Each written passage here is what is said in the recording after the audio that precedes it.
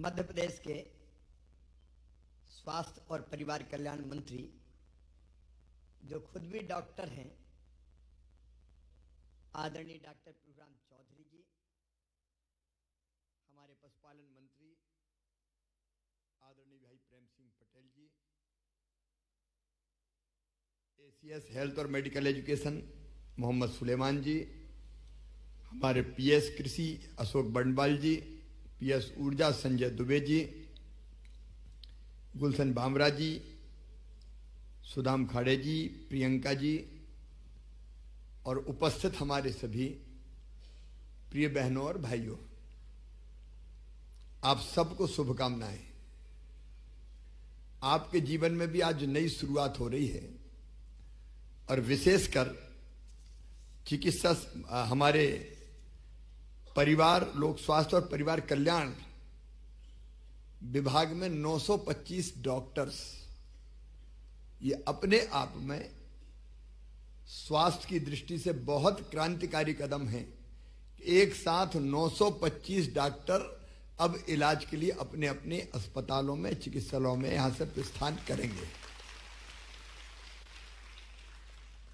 किसान कल्याण और कृषि विकास विभाग में भी हमारे नियुक्तियां हो रही है, ऊर्जा विभाग में भी हो रही है, पशुपालन और डेयरी विभाग में भी हो रही है। अक्सर ऐसी परंपरा नहीं थी कि नियुक्ति के पहले आप सबको यहां बुला के नियुक्ति पत्र दिए जाएं, लेकिन मैंने कहा कि जब आप सेवा में अपना जीवन समर्पित कर रहे हैं तो जाने के पहले एक बार मैं भी जी भर के आपको देख लूं।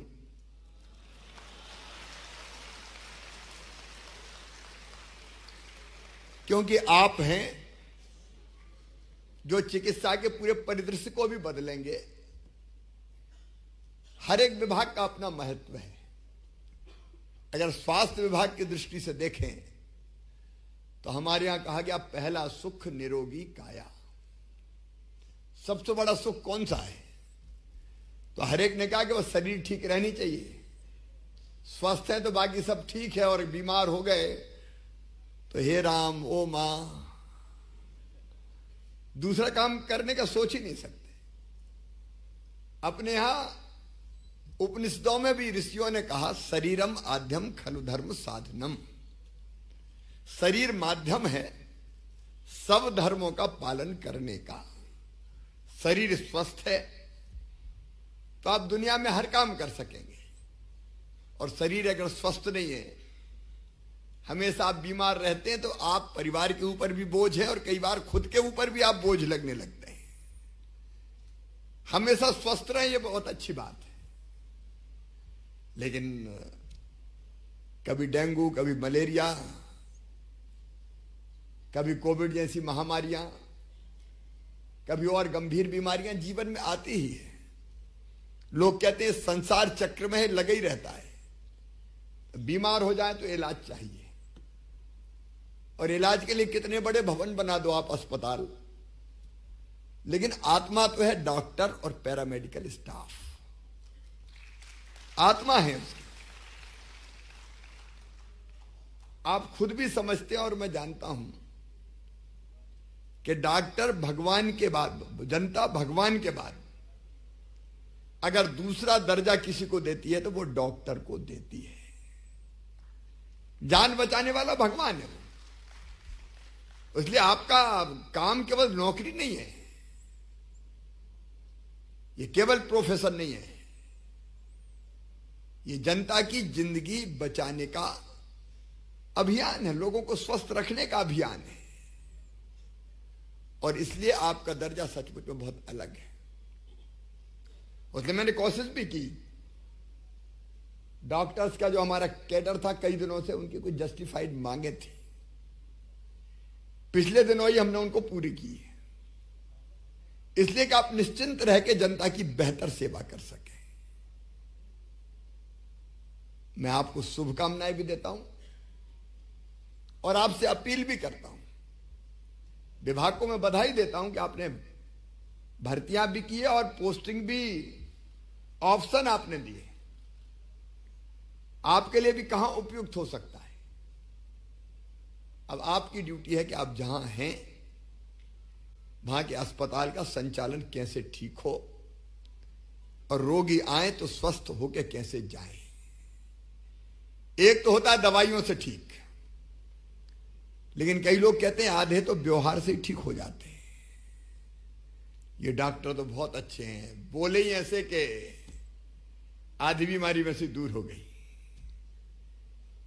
सचमुच में ये स्नेह में भी बड़ी ताकत होती है। स्नेह, प्रेम, आत्मीयता का रसायन ऐसा होता है जो आधा अपने आप ठीक कर देता है।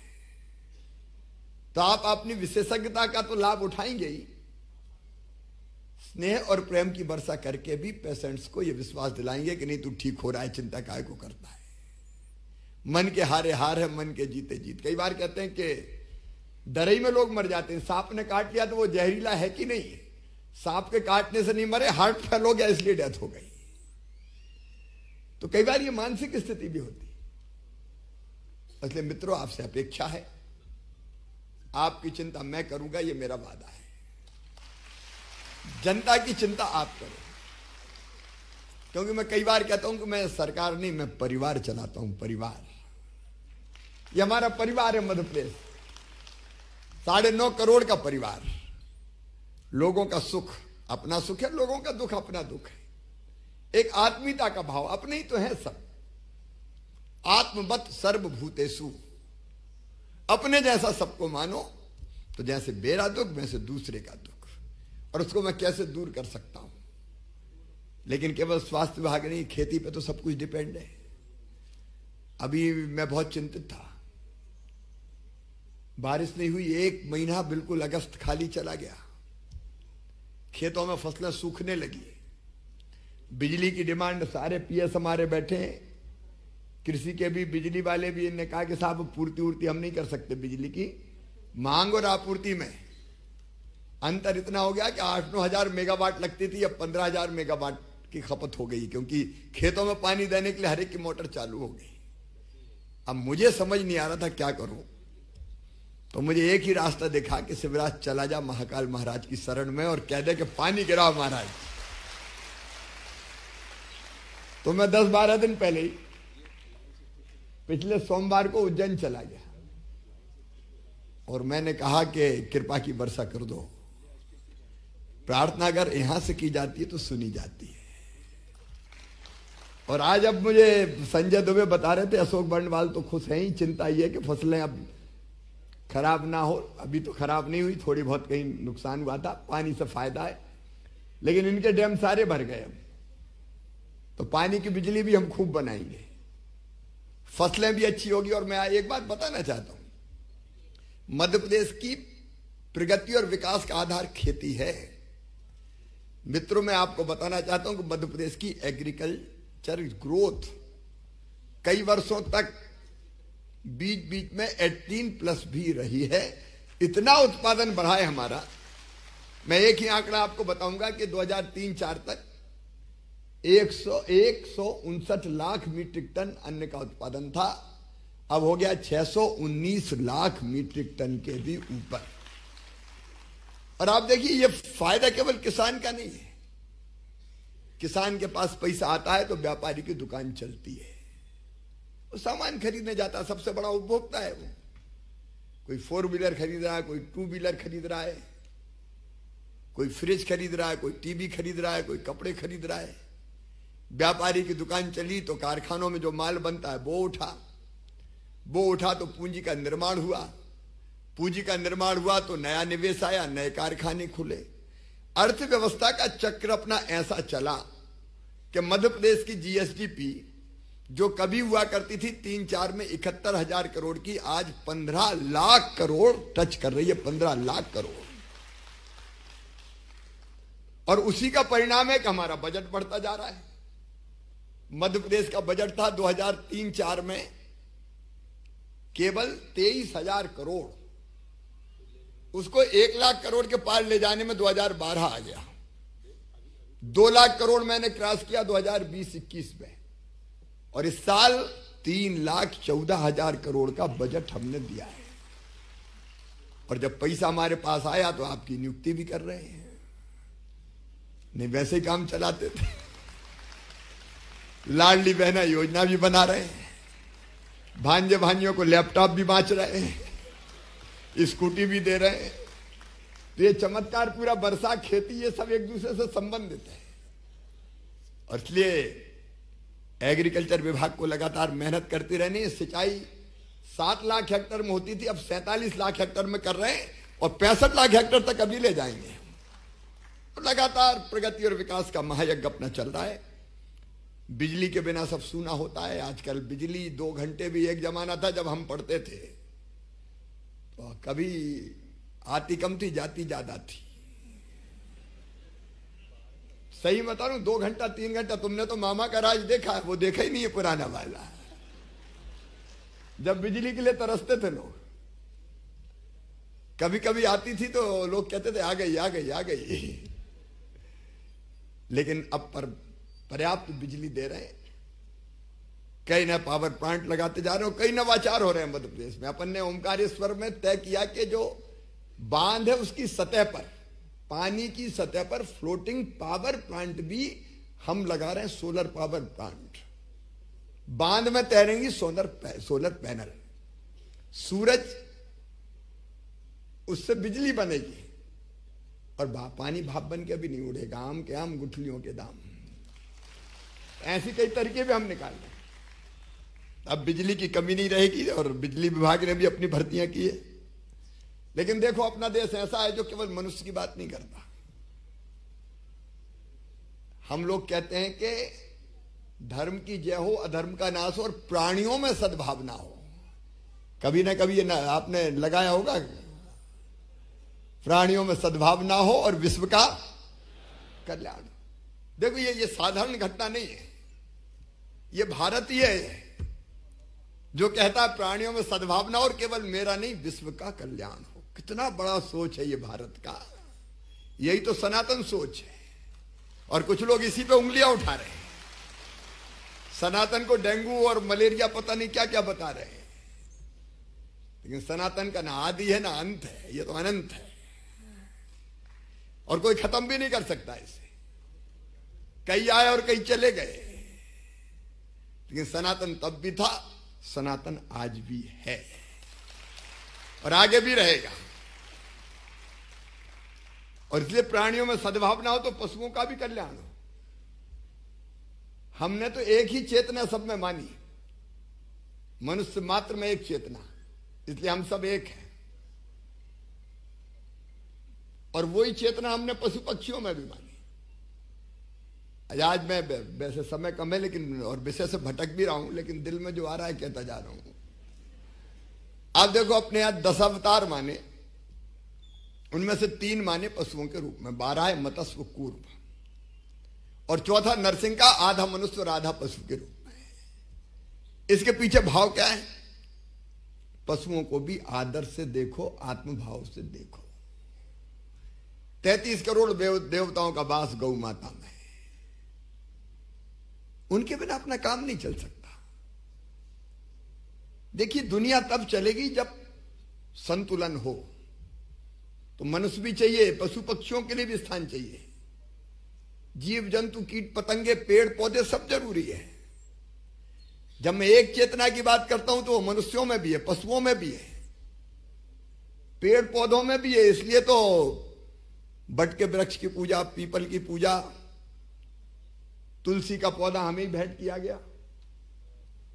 इसका मतलब पेड़ पौधों के बिना साइंटिफिक तरीके से देखें तो ऑक्सीजन तो वो ही देते हैं, जिंदा ही नहीं रह सकते आप। उनके कारण वर्षा होती है। तो ये सोच पूरी तरह वैज्ञानिक सोच है। नदियों को हमने मां कह के बुलाया।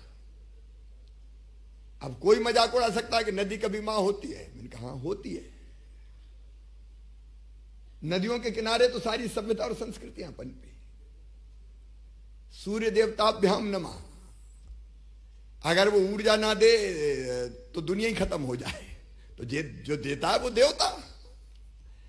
पेड़ पौधे ऑक्सीजन देते हैं तो वो भी देवता है। पूजो पीपल को, पूजो तुलसी को। ये साइंटिफिक सोच है। और इसलिए हमने पशुओं की भी चिंता की। और इसलिए पशुपालन और डेयरी विभाग ने भी अपने भर्तियां की है। हर विभाग का अपना महत्व है। मैं सबको बहुत बधाई देता हूं, शुभकामनाएं देता हूं। पूरी कर्तव्य निष्ठा के साथ अपना काम करो। देखो, दो दृष्टिकोण हो सकते हैं।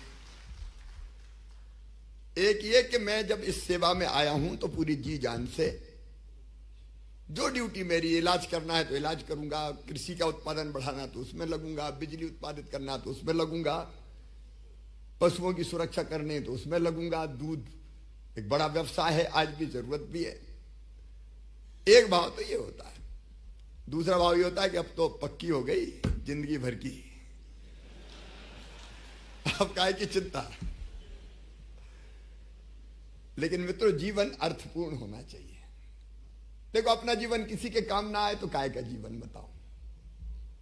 अपने लिए जिए तो क्या दिए, तू जिए दिल जमाने के लिए। जिंदगी आनंद बन जाती है और मैं बड़े आनंद से जीवन जीता हूं। मैं आज आपसे शेयर कर रहा हूं कि मैं 24 घंटे में से 18 घंटे कम से कम काम करता हूं, कभी कभी 20 घंटे भी करता हूं। लेकिन सुबह भी फ्रेश दिखता हूं। एक तड़फ है अंदर, और वो तड़फ आपके अंदर ऐसे रसायन पैदा करती है जो आपको थकने नहीं देते। और काम कर, और कर, और कर, और कर, और अच्छा कर, क्योंकि करने की गुंजाइश तो हमेशा रहती ना, और बेटर, और अच्छा, और अच्छा। तो जिंदगी फिर आनंद बन जाती है। और जिंदगी को जियो तो आनंद से जियो, कोई टेंशन वेंशन नहीं। नहीं तो जब नौकरी नहीं थी तब भी टेंशन, अब लग गई तो टेंशन। कुछ लोग हमेशा ही कहते हैं कि बड़ा टेंशन है। ये टेंशन शब्द दिमाग से निकाल दो, जो होना है होगा, देखा जाएगा। इस मामले में कृष्ण कन्हैया, उनका सोच जितना वैज्ञानिक है सचमुच में। वो कहते काहे की परवाह करता है, तेरा अधिकार क्या है, कर्म करना, अपना काम अच्छा कर, बस परिणाम पे तेरा बस थोड़ी है। तो परिणाम की चिंता काहे को करता है, परिणाम अपनी चिंता खुद करेगा। कर्मण्यवाधिकारस्ते मां फलेषु कदाचन। तो अपना काम मेहनत से करो, बाकी चिंता छोड़ छाड़ दो। लेकिन करो मेहनत से और दिल से, ईमानदारी से। एक छोटी सी कहानी सुना के अपनी बात खत्म करूंगा, क्योंकि मौसम थोड़ा बेईमान है और हेलीकॉप्टर के दौरे मुझे सड़क मार्ग से तय करने की कोशिश करनी है। अभी बेईमानी अच्छा ही है, अभी तो और गिर जाए थोड़ा। एक जगह एक मंदिर का निर्माण हो रहा था, तो 3 मजदूर काम कर रहे थे।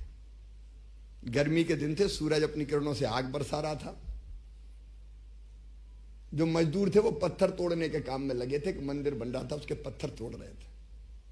वहां से एक साधु गुजरे, ठिठक के एक मजदूर के पास रुके और बोले, क्या कर रहे हो बेटा? मजदूर ने गुस्से से साधु की तरफ देखा, आंख फूट गई, दिखाई नहीं देता, किस्मत फूटी तो पत्थर फोड़ रहा हूं, आगे क्या कर रहे हो? तो बाबा चुपचाप आगे निकले, दूसरे मजदूर के पास पहुंचे, उससे पूछा, बेटा क्या कर रहे हो? तो दूसरा अपेक्षाकृत शांत था, कहने लगा कि बाबा जब दुनिया में आए तो जीना ही पड़ेगा, पेट भरने के लिए मजदूरी कर रहा हूं। बाबा आगे बढ़े, तीसरे मजदूर से पूछा, बेटा क्या कर रहे हो? तो तीसरे का चेहरा आनंद से दमक रहा था। उसने कहा, बाबा देख नहीं रहे, सामने भगवान का मंदिर बन रहा, और भगवान का मंदिर बनने में जो पत्थर लगे, उन पत्थरों को तोड़ने का सौभाग्य मेरे हाथों को मिला है। मैं कितना सौभाग्यशाली हूं, भगवान के मंदिर के लिए पत्थर तोड़ रहा हूं। काम एक, दृष्टिकोण 3। किस्मत फूटी इसलिए पत्थर फोड़ रहा हूं, दुनिया में आए तो जीना ही पड़ेगा, और एक मेरे हाथों का सौभाग्य मिला है। अब अपन भी 3 में से एक दृष्टिकोण चुन सकते हैं। एक सरकारी नौकरी है, सवेरे से लेकर रात तक मरना है, फलाने की सुनना है। अब ऐसा अगर सोचोगे तो जिंदगी बड़ी बोरिंग हो जाएगी। दूसरा होता है कि ठीक है यार, नौकरी है, तनख्वाह लेते हैं तो काम कर रहे हैं, लेकिन तीसरा अगर ये रहा कि नहीं, मैं देश बनाने के लिए काम कर रहा हूं, मैं मध्य प्रदेश बनाने के लिए काम कर रहा हूं, मैं खेती ठीक करने के लिए काम कर रहा हूं, मैं लोगों की जिंदगी बचाने के लिए काम कर रहा हूं, मैं कितना सौभाग्यशाली हूं, तो जिंदगी आनंद बन जाएगी। जिंदगी को आनंद बनाओ। बहुत बहुत धन्यवाद। बहुत बहुत धन्यवाद माननीय मुख्यमंत्री जी आपके आशीर्वचनों के लिए। और निश्चित ही यहाँ उपस्थित सभी अभ्यर्थी पूरी कर्तव्य निष्ठा के साथ अपने कर्तव्यों का निर्वहन करेंगे। और अब निवेदन करना चाहेंगे माननीय मुख्यमंत्री जी से कि वे लोक स्वास्थ्य एवं परिवार कल्याण विभाग के अंतर्गत नवनियुक्त 925 चिकित्सा अधिकारियों का डिजिटल नियुक्ति पत्र वितरण करें।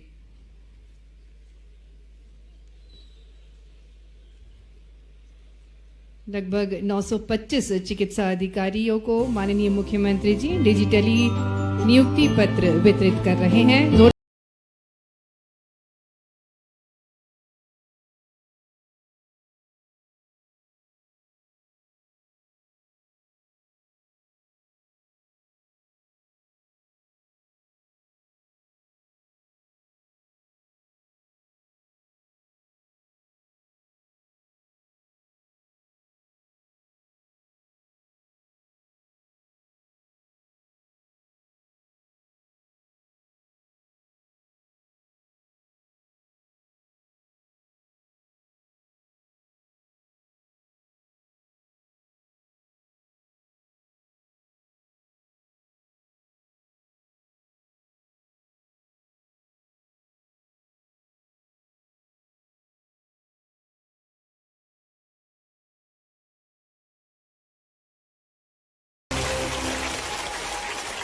ढेरों शुभकामनाएं सभी चिकित्सा अधिकारियों को। और इसी क्रम में हम मंच पर आमंत्रित करेंगे 5 चिकित्सा अधिकारियों को जिन्हें माननीय मुख्यमंत्री जी नियुक्ति पत्र देंगे। डॉक्टर अवनी पंत को मंच पर आमंत्रित करते हैं।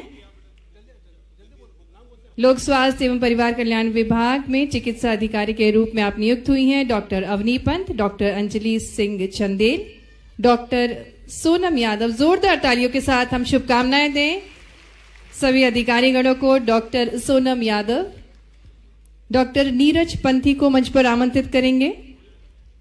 डॉक्टर ओम प्रकाश वास्कले को मंच पर आमंत्रित करेंगे। और तालियां बजती रहनी चाहिए क्योंकि इनके जीवन में एक नया दिन, नया सवेरा है। माननीय मुख्यमंत्री जी सभी को शुभकामनाएं दे रहे हैं और नियुक्ति पत्र दे रहे हैं।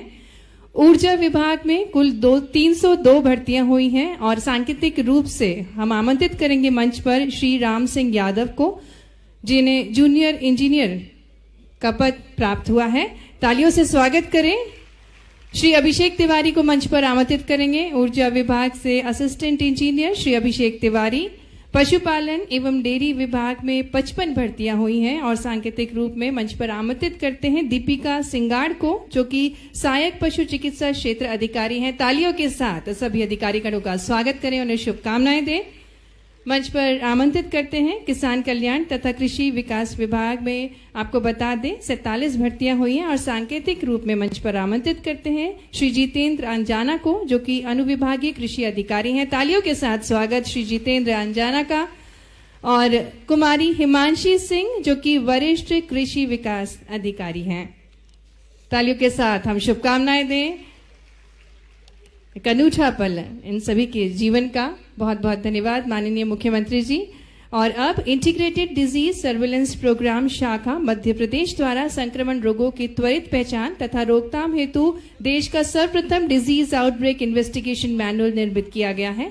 आशा है कि इस मार्गदर्शिका के समुचित उपयोग कर हमें नवीन चिकित्सा अधिकारी किस प्रकार से आपदा का सटीक व त्वरित प्रबंधन कर पाएंगे, इसमें बखूबी दर्शाया गया है। माननीय मुख्यमंत्री जी से निवेदन है कि इस पुस्तिका का विमोचन करें। आइए जोरदार तालियों के साथ हम भी सहयोगी बने इस पल के।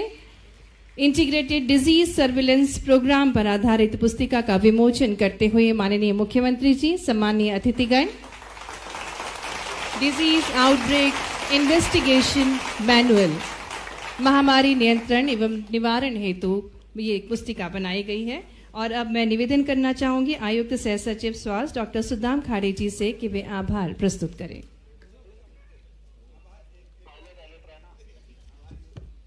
आज के आपके आत्मीय और प्रेरक उद्बोधन और प्रेरणा के लिए माननीय मुख्यमंत्री, माननीय मंत्रीगण और सभी वरिष्ठ अधिकारियों को धन्यवाद।